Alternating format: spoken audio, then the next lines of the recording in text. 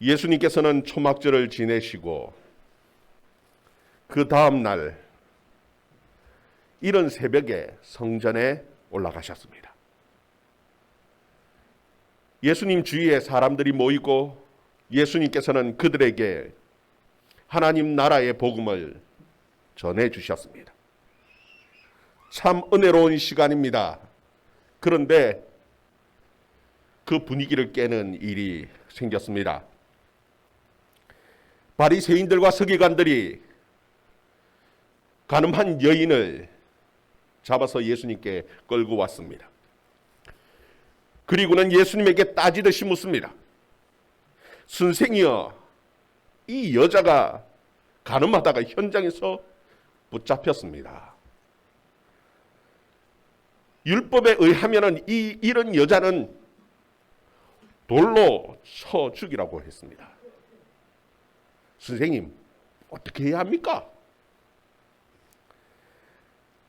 이들이 정말 예수님의 뜻을 묻고 싶어서, 예수님의 마음이 어떠한지 알고 싶어서 묻는 것이 아닙니다. 예수님을 함정에 빠뜨리기 위해서, 고발할 그 기회를 찾기 위해서 묻는 것이었습니다.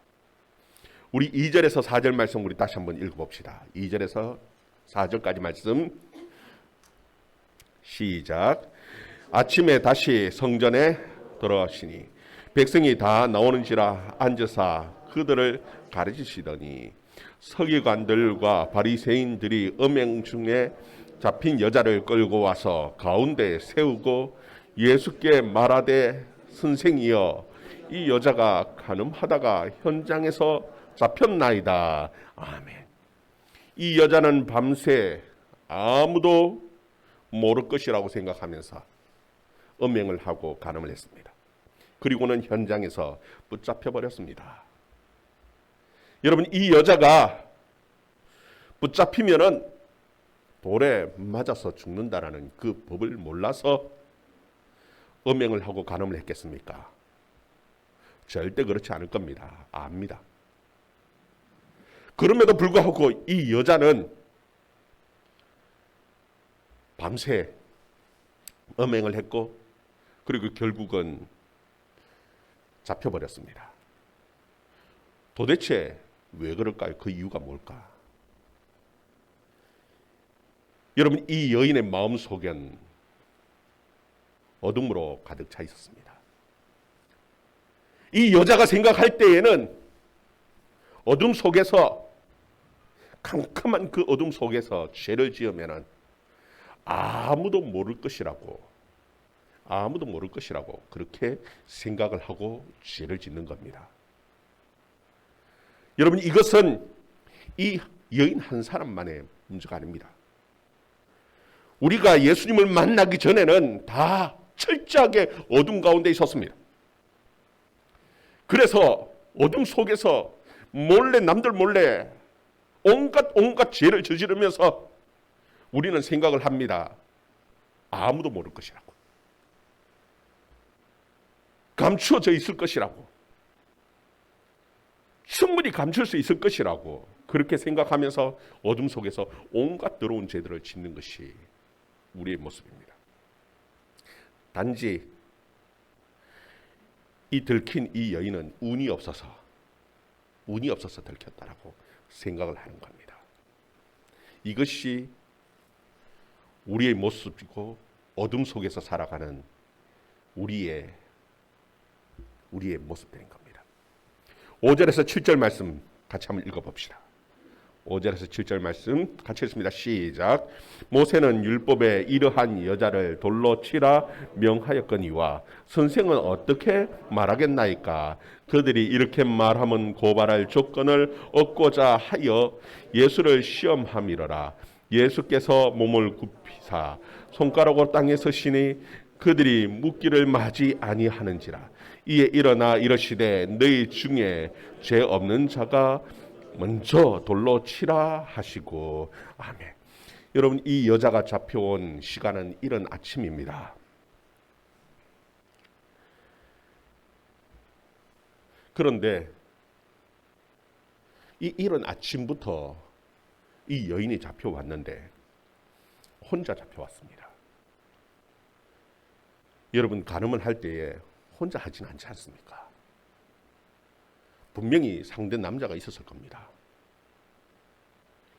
그 남자는 어디로 갔는지 없습니다. 그냥 여인 혼자 잡혀왔습니다. 그것도 그 새벽 기도하는 시간에, 하나님의 말씀을 듣는 시간에 성전 가운데 지금 잡혀온 겁니다. 여러분, 그 시간은 재판하는 시간도 아닙니다. 재판을 하는 장소도 아닙니다. 정말 죄를 묻고 재판을 하기 위해서 데려왔다라면 사내들인 공회로 가야죠. 사내들인 공회에서 정식으로 재판을 해서 돌로 치든지 아니면 채찍으로 때리든지 판결해서 결정하면 됩니다. 그런데도 불구하고 그들은 아침 기도 시간에, 유대인들은 아침 그 일찍 새벽에 제사를 하나님 앞에 드리고 하나님 앞에 기도하며 하나님의 말씀 듣는 시간입니다. 그 하나님의 말씀을 듣는 그 시간에 이 여인 하나를 잡아와서 예수님에게 답을 이야기해보라고 지금 윽박지르고 있는 겁니다. 왜 사람들이 이 아침에 이런 시간에 예수님에게 이 여자를 데리고 와서 윽박지르는 겁니까? 그 이유가 도대체 뭘까요? 여러분, 그것은 다른 이유가 아니라 예수님의 가르치심 때문입니다. 예수님께서는 그들에게 가르치실 때에 아무리 세리라고 해도, 아무리 가늠한 창기 여자라고 해도 예수님을 믿기만 믿으면 새 사람이 될 수 있다라고 예수님께서는 가르쳐 주셨습니다. 심지어 예수님께서는 뭐라고 말씀하시냐면은 이 바리새인들과 서기관들보다도 이 세리와 창기들이 하나님 나라에 먼저 들어갈 것이라고 예수님께서는 말씀하고 가르치시는 겁니다. 그러나 유대인들은 그 예수님의 말씀을 믿지 않습니다. 아니, 어떻게 세리가, 어떻게 가늠한 여자가 어떻게 하나님의 나라에 들어갈 수 있냐? 그들은 예수님의 말씀을 믿지 않습니다. 그러는 가운데에 현장에서 가늠한 여인이 발각되어져 버렸습니다. 기회가 온 겁니다. 그리고는 예수님에게 끌고 왔습니다. 당신이 말씀하기를 이 가늠한 여자도, 이 창기 같은 여자도 새 사람이 될 수 있다라고 말씀하셨는데 한번 해보시라는 겁니다. 정말 이 여자가 구원을 받을 수 있고 이 여자가 천국에 들어갈 수 있고 정말 이 여자가 새 사람이 될 수 있는지 한번 해보라고 지금 예수님에게 따지면서 윽박지르면서 얘기를 하는 겁니다. 사실 현장에서 붙잡힌 이 여자는 유대인들이 법대로 처리하면 됩니다. 사내들인 공회에서 모여서 의논하고 처리하면 됨에도 불구하고 지금 이 예수님에게 찾아온 것은 딱 함정을 파놓은 겁니다. 만약에 예수님께서 살려두라 그러면은 하나님의 율법, 모세의 율법을 어기는 것이 된다라는 겁니다. 어떻게 하나님의 아들이라고 하면서 하나님의 율법을 어기고 그렇게 말할 수 있느냐? 틀렸다라는 겁니다. 그리고 또 하나 함정을 파는 것이 무엇이냐 하면은 만약에 죽이라고 하면은 로마의 법을 위반하는 겁니다. 여러분, 로마의 법은 간음했다고 사형시키지 않습니다. 죽이지 않습니다. 로마에는 그 당시에 시민법이라는 것과 만민법이 있는데 만민법을 봤을 때도 마찬가지입니다. 간음한 사람을 죽이지는 않습니다. 그럼 로마의 법을 어긴다라는 겁니다. 이때 예수님께서는 그들의 마음을 아시고 바로 대답하지 않으셨습니다. 예수님은 몸을 굽히시고 고개를 숙이시고 땅에서 무엇인가를 쓰셨습니다. 왜 땅에다가 글을 쓰셨을까? 왜 고개를 숙이셨을까? 그게 무엇을 썼는지는 아무도 모릅니다. 무엇을 썼다라고 성경에 기록하고 있지 않기 때문에. 그러나 분명한 것이 있는 것 같습니다. 예수님께서는 그들에게 생각할 기회를 주시는 겁니다. 야, 너희들이 지금 이 여자의 죄를 묻고 있는데 너희들은 어떤지, 지금 이 성전에 이 여자를 끌고 와서 하는 너희들의 행동은 정말 얼마나 정당한지 한번 생각해 보라는 거예요. 그리고 또 예수님께서 그들에게 고개를 숙이신 것은 그들이 보기 싫은 겁니다. 너무너무 뻔뻔한 겁니다. 자신들은 아무 죄가 없는 것처럼, 자신들은 아무 문제가 없는 것처럼 위선을 떨고 있는 그들을 보기 싫은 겁니다. 예수님께서는 고개를 숙이시고 한참 땅에다가 무엇인가 쓰셨습니다. 그러나 예수님을 기다리지 못하고 사람들은 계속해서 조릅니다. 7절 말씀에 보면은 그들이 묻기를 마지 아니하는지라 계속해서 묻는 겁니다. 이에 예수님께서 일어나셨습니다. 그리고 하시는 말씀이 무엇이냐면 너희 중에 죄 없는 자가 먼저 돌로 치라, 그렇게 말씀하셨습니다. 여러분, 이 예수님의 이 말씀은 그들에게는 충격입니다. 왜냐하면은 그들이 생각할 때에 예수님은 분명히 이 여자가 불쌍하니까 좀 살려주자, 뭔가 사정을 하든지, 아니면은 난 모르겠다, 난 이 여자에 대해서 잘 모르겠으니까 너가 알아서 해라 하든지 핑계를 대고 책임을 회피하고 그냥 그 자리를 피하려고만 할 줄 알았습니다.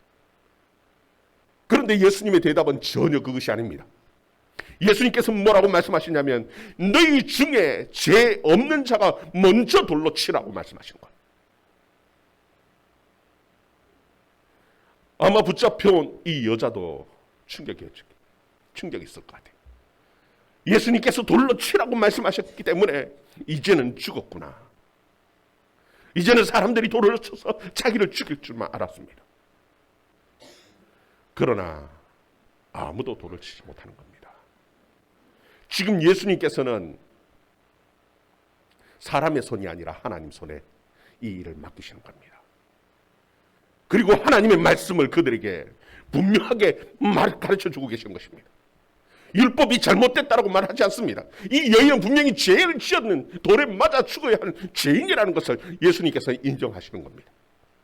그리고 율법에는 죄 있는 자는 죽어야 된다는 것을 분명하게 가르쳐주고 계시는 것입니다. 그럼에도 불구하고 이 하나님의 말씀이 임할 때에 놀라운 역사가 일어나기 시작하는 겁니다. 여러분, 하나님의 말씀이 없을 때에는 그들이 죄인 줄 몰랐습니다. 어둠 속에 죄를 잔뜩 감추어 놓고는 자기 죄는 드러나지 않았기 때문에 남의 죄에 대해서 정죄하기에 바빴습니다. 그런데 그들 가운데 하나님의 말씀이 임하면서 달라지기 시작하는 겁니다.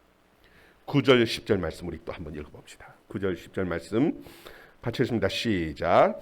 다시 몸을 굽혀 손가락으로, 죄송합니다. 8절 9절 다시 읽습니다. 시작.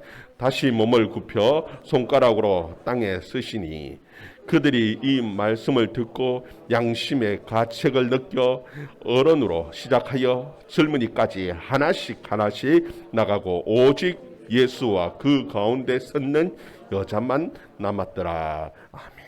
여러분, 이 하나님의 말씀이 임하면서 변화가 일어나기 시작하는 겁니다. 성경에 보면 양심이 가책을 느꼈다고 말씀합니다. 여러분, 하나님의 말씀이 빛이십니다. 하나님의 말씀이 그들 가운데 임하면서 어둠 속에 감추어 두었던 그 모든 그 죄들이 하나씩 드러나기 시작하는 겁니다.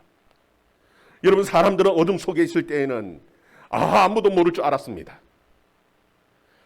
충분히 감추어 둘 수 있을 줄 알았습니다. 그래서 온갖 죄들을 다 지었는데, 근데 정작 하나님의 말씀이 그들에게 임하면서 그 빛 가운데 그들의 마음이 드러나면서 그들의 양심의 가책이 느껴지기 시작하는 겁니다. 이때까지 그 여자를 비난할 수 있었을지 모르지만 막상 돌을 들어서 그 여자를 칠 수 없는 겁니다. 왜요? 자기 속에도 그 여자보다 더 음란한 마음들이, 온갖 감추던 음행들이, 온갖 미워하는 마음들이, 직접 살인하지 않았을지는 모르지만 살인할 수 있는 그 온갖 미움, 그 감정들이 그 속에 가득 들어있는 거예요. 여러분, 정말 죄 없다고 큰 소리 칠 수 있는 깨끗한 사람은 과연 누구 있습니까? 여러분, 하나님의 말씀이 임하면은 누구나 다 죄인임이 다 드러나게 되죠. 결국은 그렇게 큰 소리 치는 그 서기관 바리새인 어른부터 시작해서 하나씩 그 기세등등하게 들고 왔던 돌을 던져놓고 하나씩 떠나기 시작했습니다. 성경에 보면 어른으로 시작해서 젊은이까지, 어린 사람까지 다 떠나버렸습니다. 그리고 그 자리에는 오직 예수와 그 가운데 섰던 예수만 남았습니다. 예수님께서는 이 여자에게 물으셨습니다. 예수님께서 이 여자에게 물으셨습니다. 우리 10절 11절 말씀, 10절 11절 말씀 같이 읽습니다. 시작. 예수께서 일어나사 여자 외에 아무도 없는 것을 보시고 이르시되 여자여, 너를 고발하던 그들이 어디 있느냐? 너를 정죄한 자가 없느냐? 대답하되 주여 없나이다. 예수께서 이르시되 나도 너를 정죄하지 아니하노니 가서 다시는 죄를 범하지 말라 하시니라. 아멘. 예수님께서는 이 여자에게 너를 정죄하던 그 자들이 다 어디 있느냐 물으셨습니다. 이 여자는 정죄하는 자가 아무도 없다, 그렇게 대답을 합니다. 여러분, 이 여자를 정죄할 수 있는 사람은 이제 오직 한 사람밖에 없습니다. 예수님 한 분밖에 없습니다. 그 죄에 대해서 아는 사람은 한 분, 예수님밖에 없습니다. 예수님께서는 나도 너를 정죄하지 않겠다 말씀하십니다. 예수님께서 죄가 있기 때문에 정죄하지 않은 것일까요? 예수님께서도 다른 사람들처럼 나도 죄가 생각났네, 그리고는 그 자리를 피하시려고 정죄하지 않겠다고 하실까요? 아닙니다. 예수님께서 정죄하지 않는 이유는 예수님께서 그의 모든 죄를 친히 담당하셨기 때문입니다.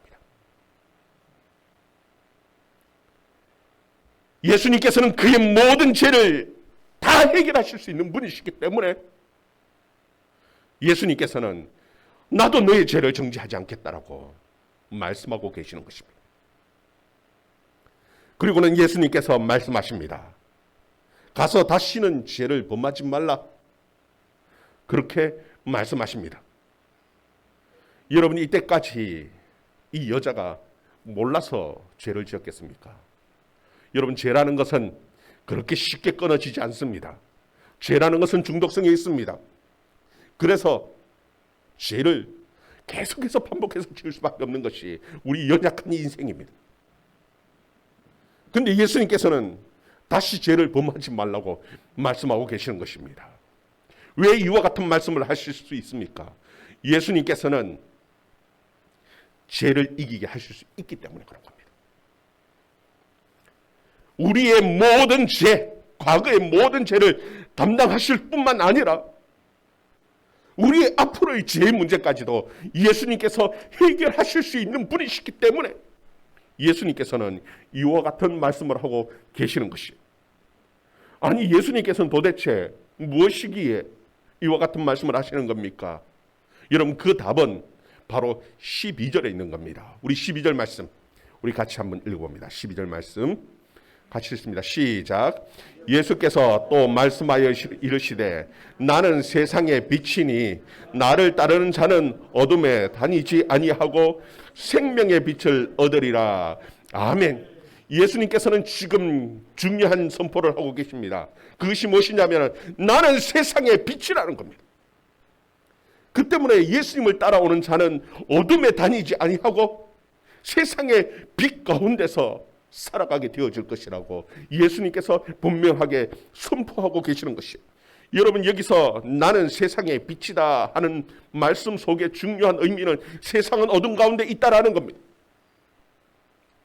세상은 어둠 가운데, 세상 사람들은 어둠 가운데서 온갖 죄를 짓고 살아가는 사람들입니다. 그 때문에 우리는 우리 스스로 우리의 죄의 문제를 해결할 수 없습니다. 그러나 예수님께서는 세상의 빛입니다. 빛이 오면은 어둠은 물러가게 되어져 있습니다.